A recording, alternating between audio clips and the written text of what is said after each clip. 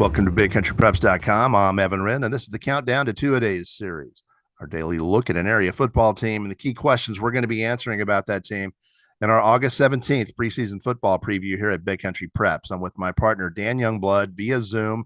And tonight, Dan, the topic of conversation is the Big Spring Steers. Yeah, this was a really senior-heavy Big Spring team last year. Went 6-5, reached playoffs out of their 4-team district as they've been in the last several years. So they were guaranteed a playoff spot. This year's going to be a little bit different. They're in a 5-team league, a very spread-out league. There's going to be lots of traveling in that district of theirs.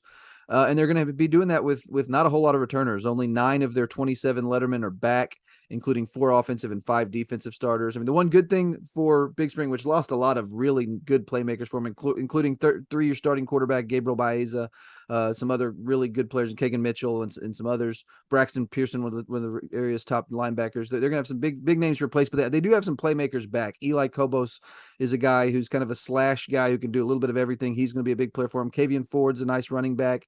Keyshawn Woodruff's a nice player at that receiver position. So they've got some talent back, but there are going to be some kids having to step up in a big time in a leadership role to replace some big players that were lost. And they're going to have to find a quarterback down. That's going to be a big key for them. But they do have some playmakers defensively back as well. Keyshawn Woodruff is back.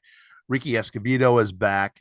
Raleigh Edenston is back. Nick Garcia is back. These are all quality defenders who made some stops last year.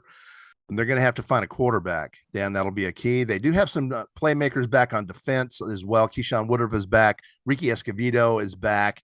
Raleigh Edenston is back. Nick Garcia is back. These are all guys who made plays last year. They only have 5 defenders back, but that might be the strength of the team while this very young offense matures. On the plus side, they had a 5-2 JV. So there's some quality young people that are going to be promoted to the varsity level, and they might be able to reload a bit, but they're going to be on the young side this year. Yeah, you mentioned the quarterback position. I think that is going to be an interesting position there, perhaps an interesting competition. Gavin Padron is back after getting some playing time as a sophomore in the place of Baeza. Performed pretty well through for over 500 yards, had a nice completion percentage. And then Eli Kobos is a guy who's taken some snaps over the year as well, so he might be a guy we see at that position as well. There might be a little competition there.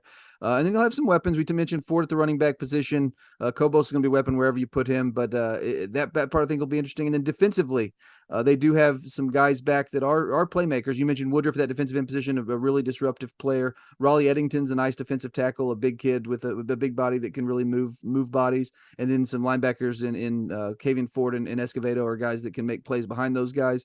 I think the key is just going to be, finding, the playmakers from that new group, from that JV group rising up. They're going to need the returners to be leaders, and they're going to need those other guys to step into situations that they're really not accustomed to being in. A lot of these guys have not performed at the varsity level yet. So we're just going to kind of have to see how they step in and are able to adjust and how quickly they're able to adjust to that speed of the game. When you have a young team like this, you want a non-district schedule that is somewhat challenging that you can learn from, but also affords the opportunity to maybe get some wins and build some early confidence for these young kids. I think that this non-district schedule gives them both. There are some challenges. There are some winnable games in there. I think it's just about right. I like the non-district schedule for this young Big Spring team. They open with Pampa at home on August 26th. Now, that'll be a tough ball game. They host Lubbock on September 2nd. And they host Monahans on September 9th. They start the season off 3 straight games at Memorial Stadium in Big Spring, which you always like for a young team as well. Then they go to Sweetwater on September the 16th. They host Snyder on the 23rd, and then they wrap things up for non-district on September 30th at Seminole. And they go from there straight into what should be a very interesting, very new district. They're going to Brownwood to open district play on October 7th, a huge, long road trip to get play started in district against what we expect to be a much improved Brownwood team.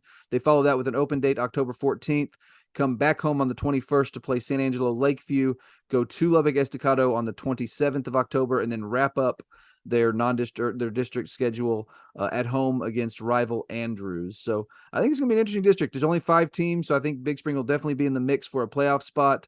But it's going to be a challenge for sure when you think about what Brownwood could be this year. Andrews is a very solid program. Lubbock Estacado has been a solid program. It's going to be a challenge pretty much week in, week out.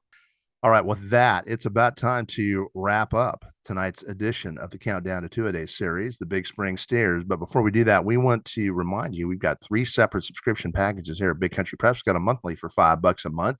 We got a semi-annual 6-month subscription where you knock that price down to $4 a month. And then we got an annual 12-month subscription where you knock the price down to $3 a month, $36 for a full year of Big Country High School athletic coverage. We'd also like to remind you before we close out this episode of our Countdown series to once again be on the lookout for that August 17th preseason football preview. We're just going to have a ton of area football coverage. You will definitely not want to miss that. In the meantime, thank you for joining us for this episode of our Countdown to Two-A-Days series, and make sure you return tomorrow, and we will be talking about those Brownwood Lions here at BigCountryPreps.com.